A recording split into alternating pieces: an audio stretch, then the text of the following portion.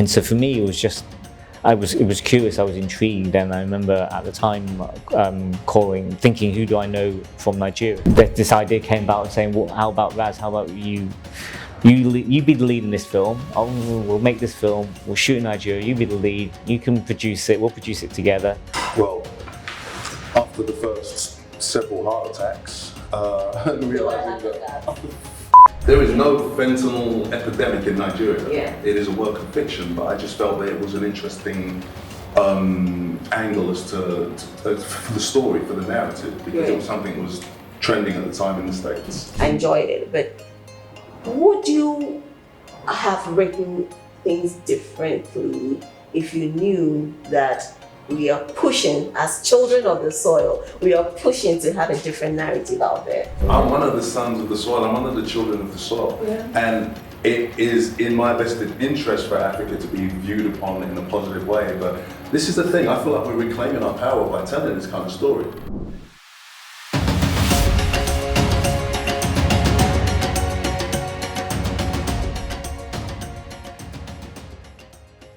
Hello, this is another episode of Oil Fields of Alkebulan, and I'm your host, Juanita Sallah. You know that already. And today I have in studios two phenomenal filmmakers, Chee, Keong, Cheung, and Razaaq, Adoti. You're welcome to my humble studios. Thank you for having us. Yeah, sure. I love the name, by the way, I love the title, Alkebulan. Alkebulan, yes. Ancient name of Africa. Oh, thank you. Indigenous name at that. Yes. Wow, you two, I saw the film, the premiere at the Black Star International Film Festival. Son of the Soil is the title of their film, and it was great, a great production. How did you two, though, how did you meet each other? And to start with.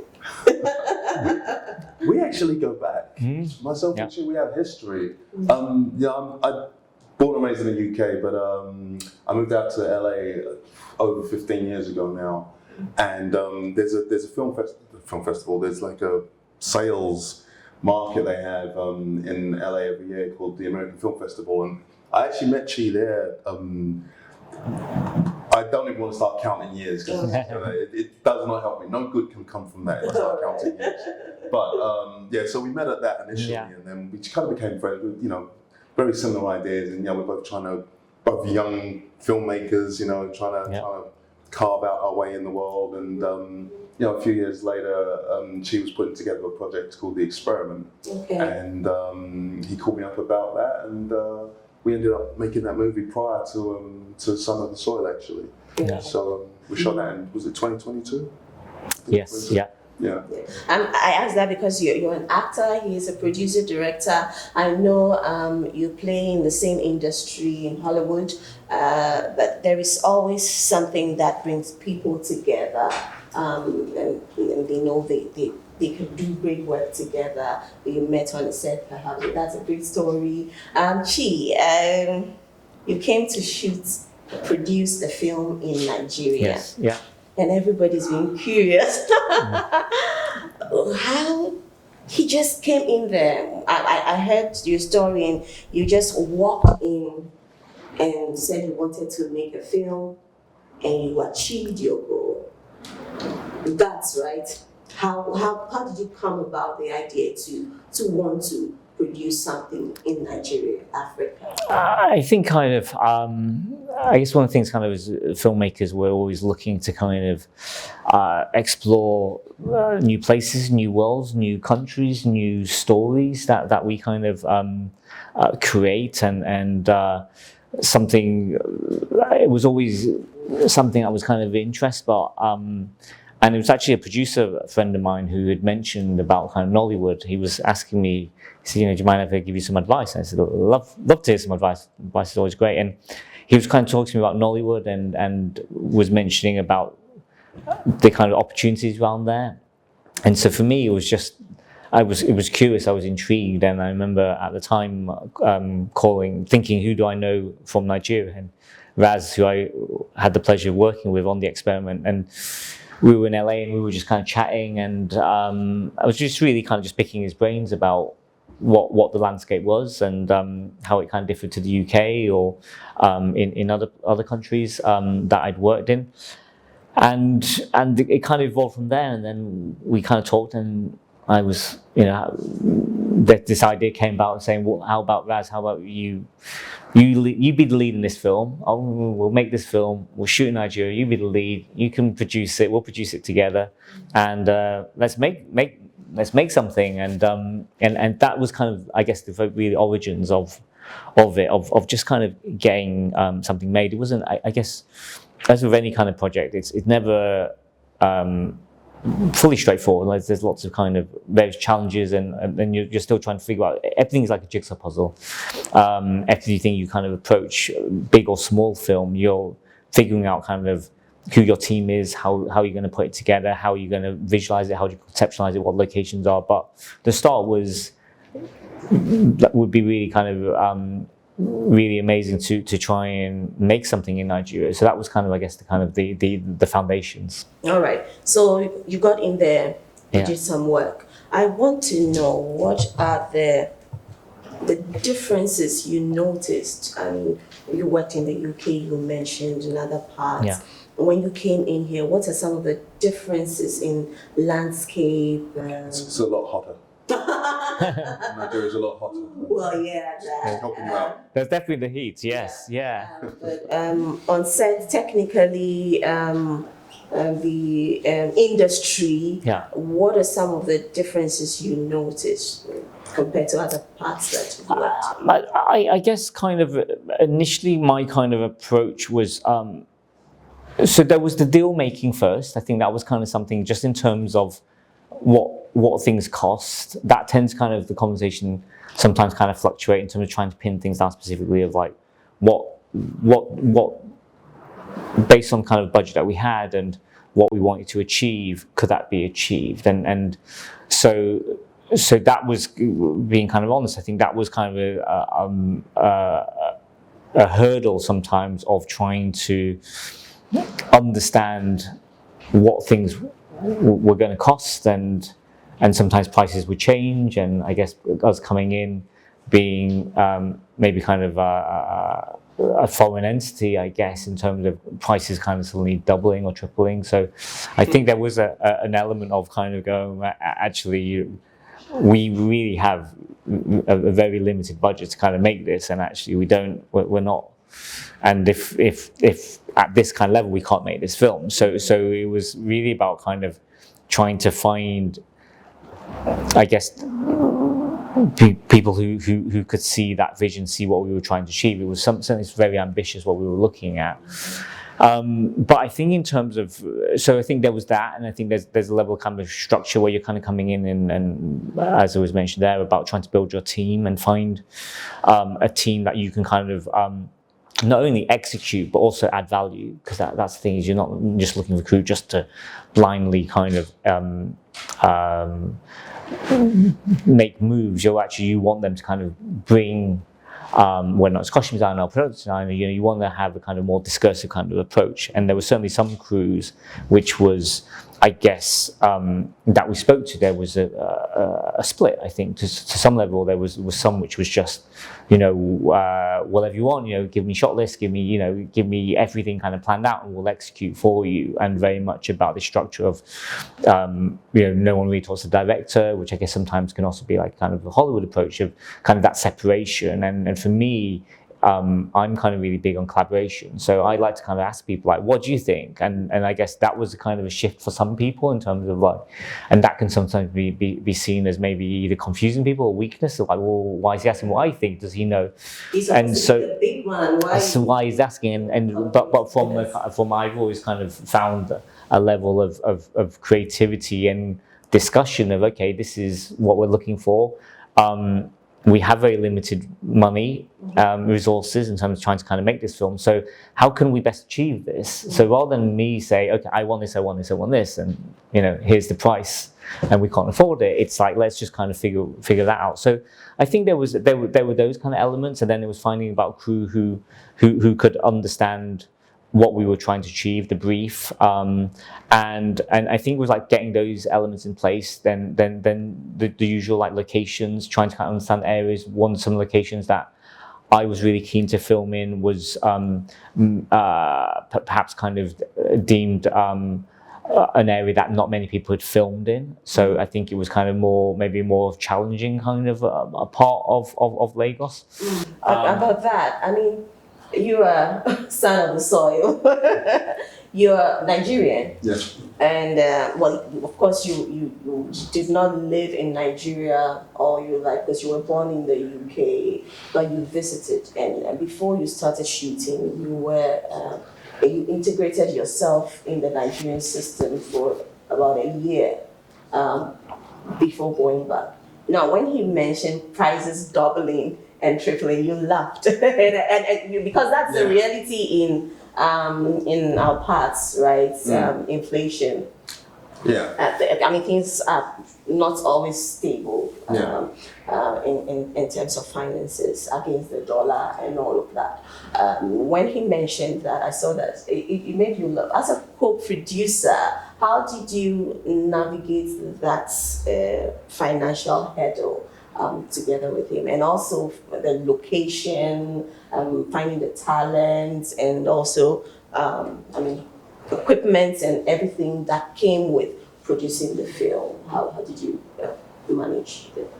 Well, after the first several heart attacks, realizing that, please, I mean, it was crazy because we went there and I did a recce by myself in, I think it was June 23. I did a recce in June 23, and then by the time we were supposed to shoot the following year, spring the following year, 2024, and between that time, Nigeria, I can't remember exactly what happened, but they devalued the naira, which sent prices soaring. There was a regime change, and I think the head of the bank, and I can't remember the details of it all. It's a bit of a blur right now, to be honest with you. But basically, the naira, things that would like, let's say this book would have cost, I don't know, 2,000 naira. Then suddenly 6 months later it's 4,000 naira. And so we landed literally right in the middle of that. So the prices, it was unfortunate. I mean, that's just, you can't, it's like an act of, it's like enforcement, it's an act of nature, an act of God. There's nothing you can do about that kind of thing. If a country suddenly, their currency is devalued and it sends prices skyrocketing, what you going to do? You just have to roll with the punches. But thankfully, we had a lot of dedicated people on board and determined people on board to get the film made. We had challenges, but we found our way. We navigated these challenges. We found solutions to them. We ended up moving the production from where we initially wanted to shoot, or where the initial idea was, to somewhere else. And I have to be honest. I mean, I was kind of heartbroken in it. I was like, man, but we've just set this thing up and everything's here, and I had my vision and everything. But I'll be honest, this is like, film gods, as they say. Things work in mysterious ways, and things are meant to be the way they're meant to be. Because where we ended up, seeing it on film, it's a better location. So everything that happened, all the challenges that we had, it turned around being a blessing to us. So you sometimes just have to roll with the punches, and life gives you lemons, make lemonade, right? You're the lead actor in the film. The film is about drugs, and so that's a subplot of it, but yeah, it's part of it. But yeah, I get. So what was the major theme of this movie? What I took away when I watched it was how much greed could destroy the people, especially the most vulnerable of the group of people in the lands. And being the lead actor and also being the one who wrote this film, why did you choose that theme? Well, I mean, there's a few things. I mean, obviously, number one, it is a genre movie. It's an action movie. We knew that going in. Myself and Chee, we'd already made that decision. Chee's main mandate actually is action movies. His production company is Action Extreme. So I knew that going in, it was going to be an action movie. And obviously, with any action movie, or generally with any film, you've got to have an antagonist. There's got to be a bad guy. And to raise the stakes of the movie, we just wanted to have a bad guy, an antagonist that was compelling enough to warrant some of the action that was about to happen. So there's actually a line early in the movie, Irete Doye says, what profit the man who gains the world but loses his soul? And I think that kind of encapsulates a lot of what the film is about, because as you rightly said, it's about greed. It's about, in terms of the drug portion of the film, or that aspect of the film, at the time when I was writing it, I was thinking, okay, what could be an interesting angle for this character to come in from the States, to have that he could meet, upon hearing about his sister's death. And at the time, there was a widespread epidemic in the States with this synthetic opioid called fentanyl. And I was seeing different articles and things about that, and news spots and things, and I saw how it was taking lives, and I was thinking, wow, that is really, it's really, really addictive. It's like way more addictive than heroin and all these other things that have traditionally been like, the bad drugs.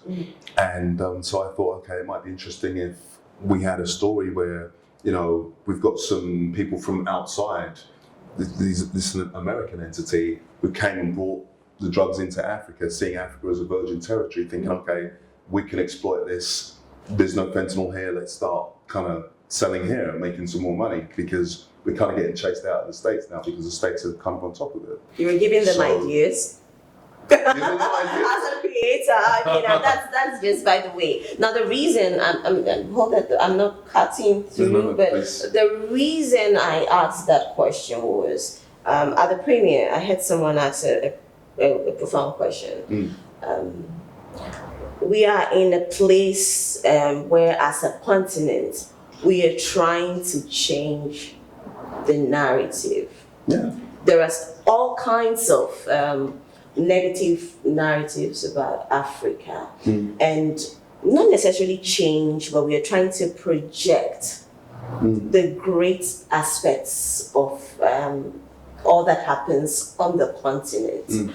And so bringing in what may seem like a foreign idea, it's not so foreign, because we have young people hooked on drugs, all kinds of drugs, opioids and all of that around. It's not such an epidemic. It's not an epidemic, but there is that season where we are all saying that, hey, you know what? The world has seen us in a certain light for a long time, very negative lights, and we want to tell stories that are more real about some of the things that we do that are amazing. And so then we have this great film, by the way. Like I said, I enjoyed it from start to finish, right? Just like a typical Hollywood action film. I enjoyed it. But would you have written things differently if you knew that we are pushing, as children of the soil, we are pushing to have a different narrative out there? No, I wouldn't have. No, I wouldn't have. And the reason is because I'm with you. I'm one of the sons of the soil. I'm one of the children of the soil. And it is in my vested interest for Africa to be viewed upon in a positive way. But this is the thing. I feel like we're reclaiming our power by telling this kind of story. Because if you look in the States or elsewhere, no one's going to turn around and say, hey, why are you making John Wick?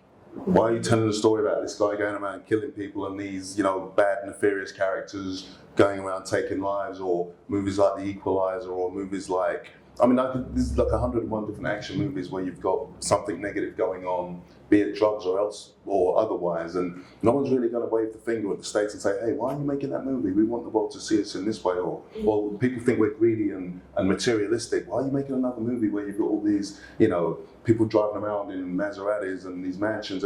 It's like, we should be able to tell whatever kind of movie we want to make, or whatever kind of story we want to tell. We should be able to tell that and have the freedom to do so. And I feel like we're reclaiming our power by doing that.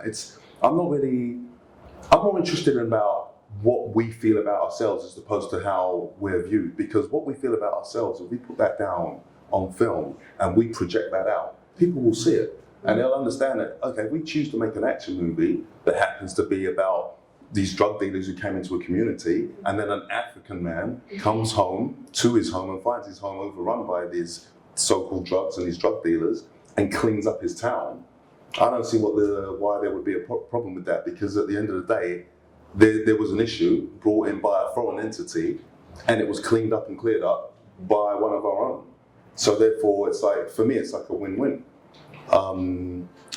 Yeah, we could turn around and just make movies about, you know, rainbows and unicorns, but I mean, who wants to see that? I mean, we're living in a real world here, and as you say, it's a work of fiction as well. Let me be very clear about that. Fantastic. There is no fentanyl epidemic in Nigeria. Yeah. It is a work of fiction, but I just felt that it was an interesting angle as to for the story, for the narrative, because it was something that was trending at the time in the States. I have two questions for you. How you answer will determine how fast or how slow you die.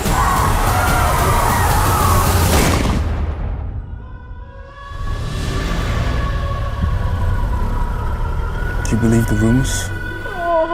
That she was high on drugs? Your sister has been arrested several times. What the hell has that got to do with anything? I hope you've not come here to start trouble. I was gonna ask the same thing. I know you're scared. Just give me a name. I didn't tell him anything, I swear. Let the police handle it now. It's too late for that, Ma. We are doing everything possible to rid our streets of this poison. I need protection. These herbs will heal your wounds. That's not the kind of protection I'm looking for. Zion Ladejo. What's your next move? Revenge. You need permission to start a war, Zion. So all these people and nobody saw a thing?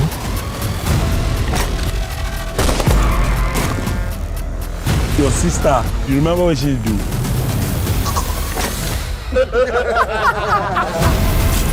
I promise you, all that you love, all that you hold dear, I'll take it all from you.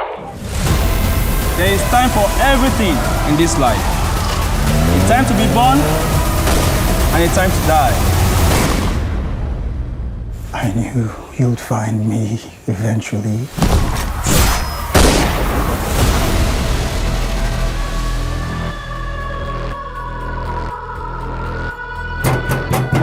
So this is the house of the great Zion. Awesome. But don't get me wrong, I'm fully waving the flag of Alkebulan. Great. You were on Resident Evil. Yeah. And you also worked with Steven Spielberg, Yeah. Amisad, Yes. and Black Hawk Down, and Doom. Yeah. I am interested in just the lighter notes. What has been one of your favorite moments on set, on any of this? Choose one, any of these movies. I mean, who's been the favorite person to work with? Favorite moments you've had on any of the sets of any of these movies? Wow, that's a big question. Do you know my favourite moment on any set? I'm gonna bring it back to Amistad just because it was like my first big movie and it was at the beginning of my career as well. Okay. And just suddenly being, you know, a kid born and raised in like in East London where I was brought up, and then suddenly to find myself in Los Angeles, you know, with Spielberg directing and all these amazing actors, and you know, I was on set with Sir Anthony Hopkins and Morgan Freeman, and there was one particular day where it was on the call sheet that they had a scene together, and with Jaimin Honsu, who's from Benin, right next door to here, gone.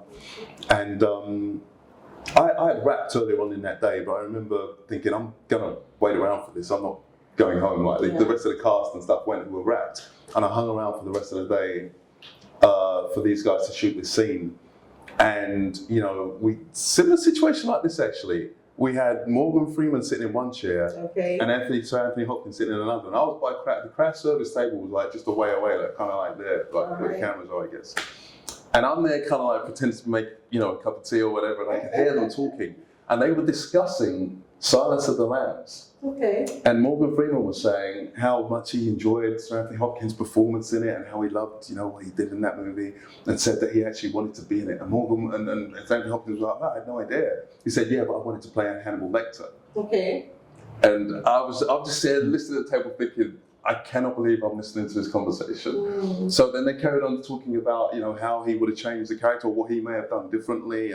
But I don't know if they actually offered him the role that Jodie Foster did, but they were considering Morgan maybe playing that role. Yeah. But in the end, I think he said that he turned it down, or he didn't want it. He was kind of more interested in Hannibal Lecter.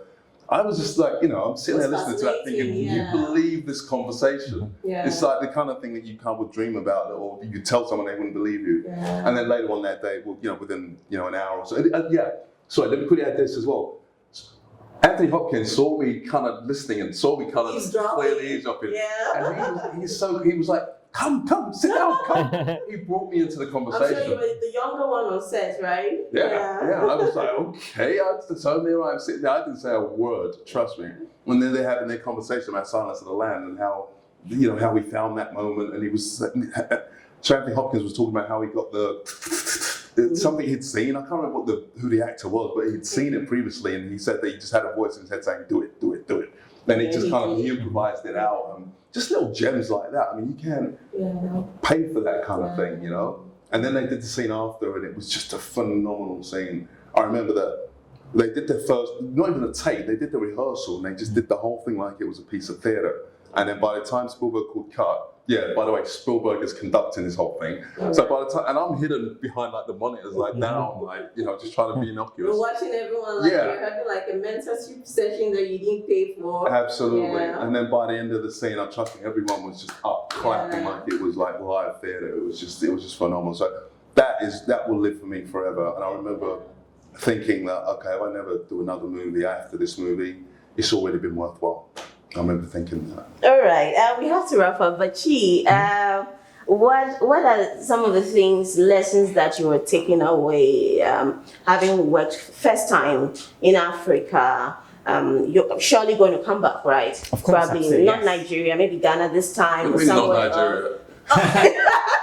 I'm picking on this girl, Well, because I've already experienced Nigeria, I know you could work in Ghana, Kenya, wherever else. What are some of the things that you picked that you know that you improve upon the next time you are here? Well, I think one thing that I really kind of got a sense once we started shooting was this tremendous sense of community. I think there was just a tremendous sense of passion,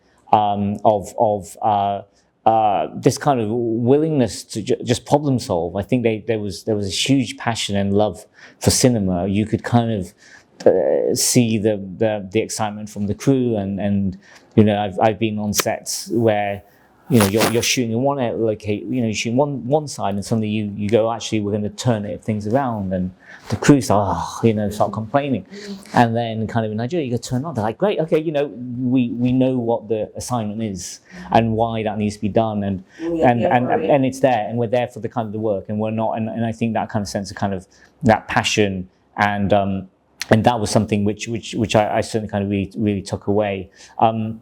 I think there's just what I came to kind of really respect and really see was it's just a can-do attitude. It's about actually let's just get things done, and sometimes there may be challenges, things fall through, things aren't happening as planned.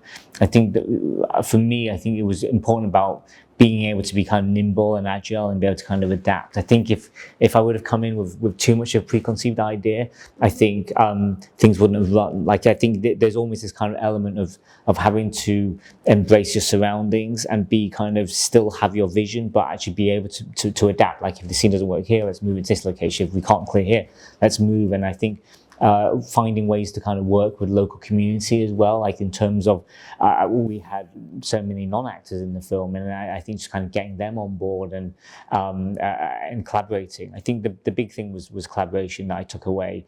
There were certainly challenges. There were things. There were every day, of course, it's kind of challenge, and but I was very proud of how everyone kind of battled through. Sometimes, you know, I guess kind of I'm someone who's used to doing lots of takes, and some that's kind of something, you know, I people have some said, you know, I'm a bit of a perfectionist, so there's kind of a level there of really kind of honing and kind of getting it right. But I think the hope is that people see the film and they kind of really kind of connect and understand I guess the overall craftsmanship that went in, not just for myself, but from a team as a collective. But it was certainly kind of really kind of positive.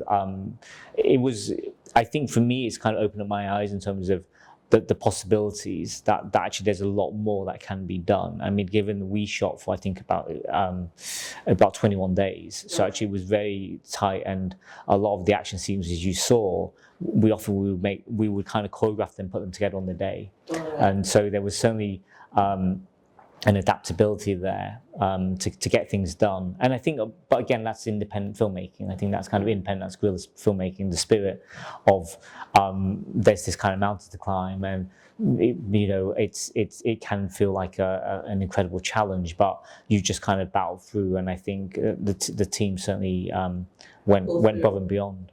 Yeah, great. This was nice. Chatting with you two. So yeah, that has been another beautiful, wonderful conversation, exciting episode of Oil Fields of Alkebulan. I had in studio with me movie producer, director Chee, Cheung. He's done a couple of films in the Hollywood space, in Europe, in the UK, and then movie actor Razaaq Adoti, born to Nigerian parents but born in the UK, has lived and worked in the UK and the United States, and this is the first time he is working or doing any work at all as far as his craft is concerned in Africa, in Nigeria specifically. And he said he totally enjoyed his time. There were lessons that they shared with us working in the Nigerian film space, film industry. And those lessons, I believe, translate across board. And we all could pick a thing or two from their experiences. So until next time, it's been me, your host, Juanita Sallah. You take to call me Nita. Another episode next week. Thank you for being with me today.